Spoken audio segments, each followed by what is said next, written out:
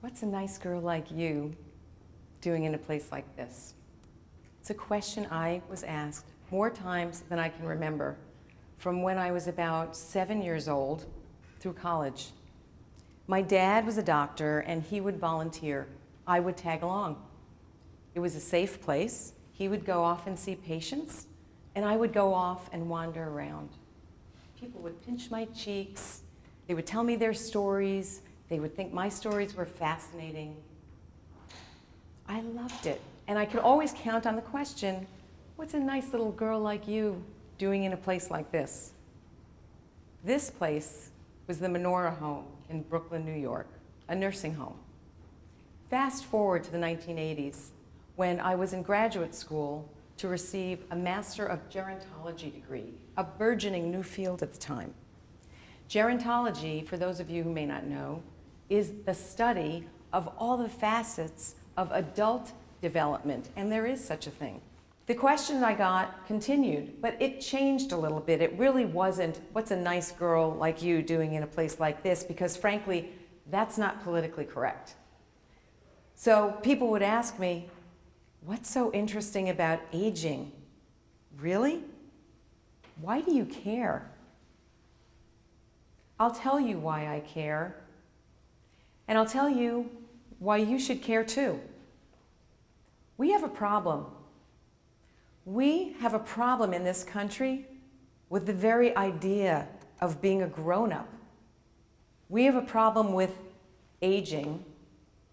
We have a problem with being anything other than young. And you know why it's meaningful to me and to you? Because we're all aging.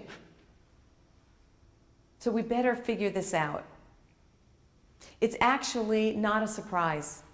In fact, it's a new phenomenon from a sociological perspective. In the 1850s, life expectancy was about 37 years old. In 1900, it was 47. And today, it hovers around 80. But if you have a college education, if you don't smoke, and you exercise regularly, you're likely to live even longer. So this is a new phenomenon. Think about it, it's astounding.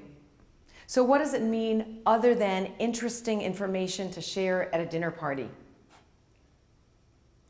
Why is it so important for each of you to care about it as much as I do? The 2 decades plus that we've added to our lives aren't at the end. We haven't added more years of decrepitude and decline.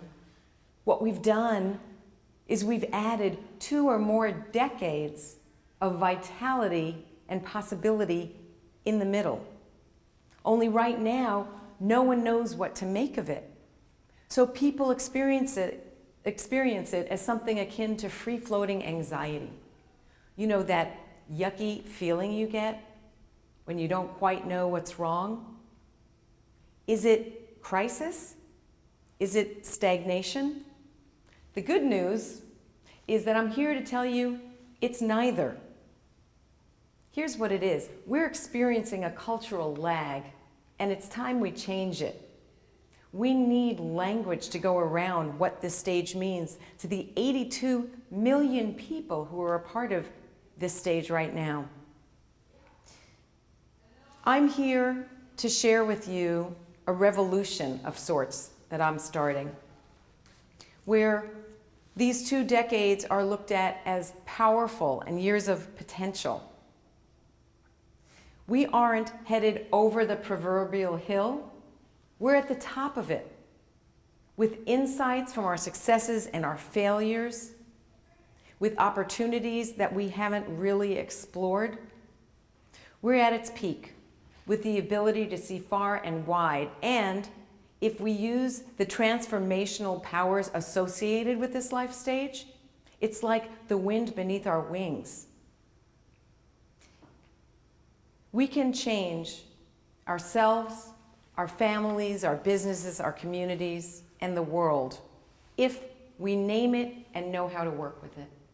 So I want to invite you to join me as I name this new stage. I call it Middlescence. Thank you.